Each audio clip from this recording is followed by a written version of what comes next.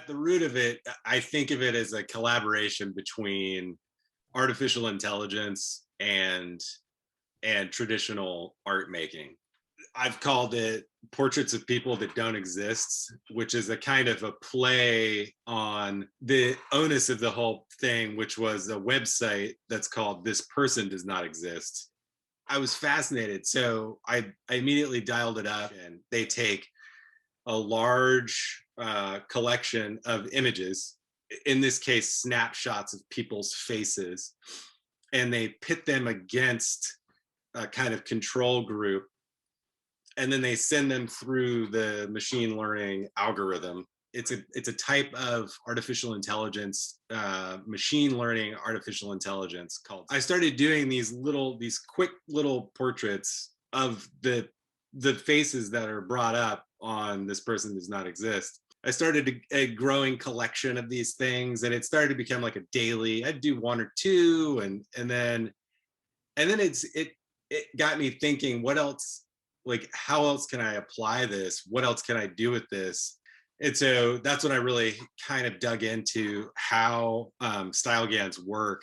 After hours and hours and hours of programming, it creates what's called a model that can make a believable facsimile of a human face.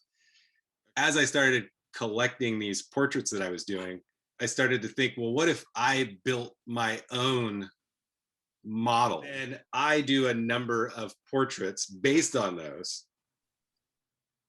And then the next step would be for me to make my own version of This Person Does Not Exist, but with the portraits that I've painted based on This Person Does Not Exist. Okay. I'm closing in on 1,000 portraits at this point. I want to have at least 1,000 and then build my model. Right? We put the 1,000 portraits in a blender. Yeah. Machine learning blends it, right?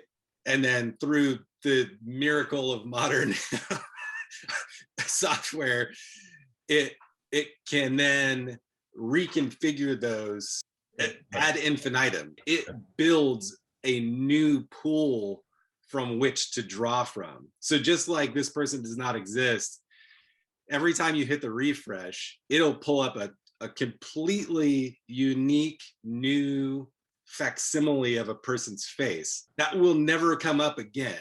That's the part that I really found fascinating. I'm translating a thing that's been translated, and I myself am making stylistic choices as to how I'm portraying these people that don't exist. And then once I make my own model, the AI will make choices itself. I can just buy the programming time, upload my image library, and then let it run offsite. They have a building full of servers that they'll plug it into, and then it'll run for whatever, 14 hours or 4 days or what. I mean, it's a long process.